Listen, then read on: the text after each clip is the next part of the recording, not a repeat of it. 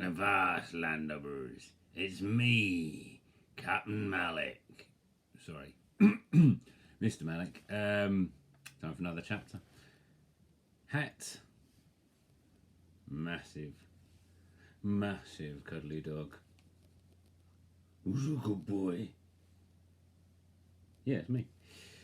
Anyway, yeah, sorry. Here we go. Chapter 28. Fly me home. What's going on, little fish? Betsy was at our front door looking even browner than she had before. 2 weeks since we'd seen each other, and suddenly there seemed too much to tell her, too much that had happened while she was away, and not all of it was good. I felt my voice catching my throat, and for a moment I thought I might start to cry. Come on, let's play, Betsy said, taking in my face. No problem made worse by football. Apart from a broken leg. Do you have a broken leg? I smiled and shook my head. Come on then, she said. We have to keep warm in this grey cold place. It's so cold here after Colombia. But we can bring the warmth ourselves, eh? Betsy wanted us to practice dribbling and passing the ball to one another. Mum said we could play in the small concrete park just across the road from our house, as long as we stayed where she could see us. We have to kick right to each other, Betsy insisted, so the person does not have to move even a little bit. I was terrible at first, but after a while we became quite good at kicking the ball straight to each other, so we did not have to move even a little bit. When Betsy was satisfied that we were doing it well enough, we stopped. She brought out some cake that she had brought back from Colombia and wanted me to try. I dusted the sweet crumbs from my mouth and told her everything that had happened. I told her about Tiber disappearing on the night of the storm. I and Mum were fighting all the time. And of course, about Bo. Betsy's eyes bulged when I told her about him stopping the storm and flying in his overcrowded little sitting room. But someone cannot fly. Aeroplanes fly, and birds and superheroes is not real. Someone flying? She cocked her head to one side. I'm telling you, Betsy, it really did happen.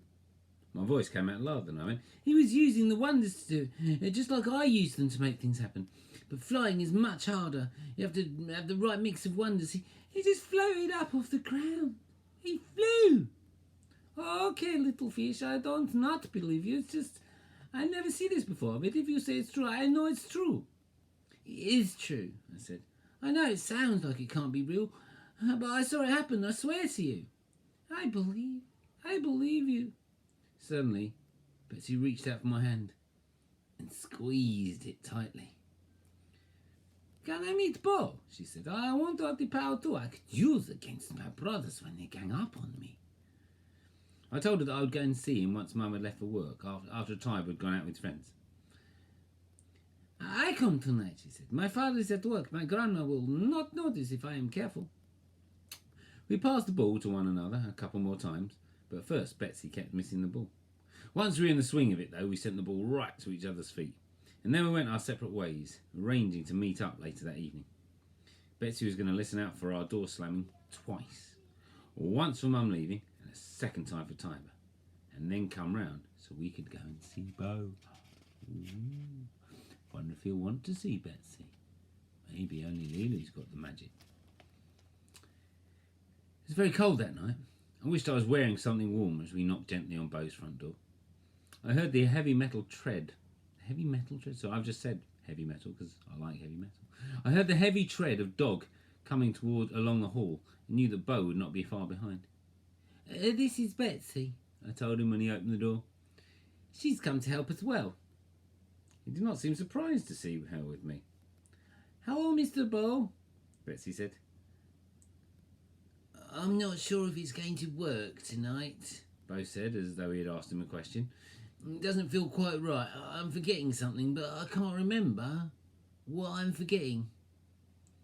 Don't worry, we'll help. I said, yes, we help, Betsy echoed. Bo directed us to one of the upstairs rooms to find more wonders that could still be used. The rooms are small, but were made smaller still because every wall was lined with boxes right up to the ceiling. My, Mr. Bo, Betsy said, where does he get all this stuff? I'm not sure. We started looking at boxes and sifting through their contents, and I quickly found a walnut that I knew would work. But Betsy was having trouble. I don't know what to look for, she said.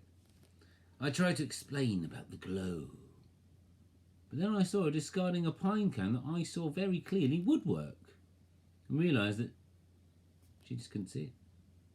Come on, I said. Let's go back downstairs. Let's see if Bo will let us use some of these things. As before, he had made piles on the floor. He was counting them, then turning a thing over in his hands, carefully inspecting it. Bo, I said, can we show Betsy how to use the things? She's not seen it before. It's still not quite right, he said. I don't think I'll fly tonight. You can use the wonders I'm not using. He gestured to a small pile of things he'd put to one side.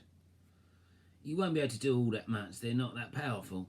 They come from a bit away from the middle of the place, a little to the left of the right.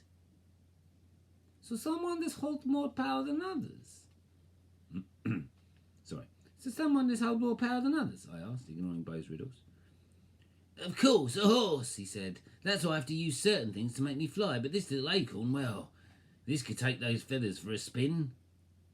Show us, Mr. Bo, Mrs. Betsy said. Show us the feather spin. All right, he said.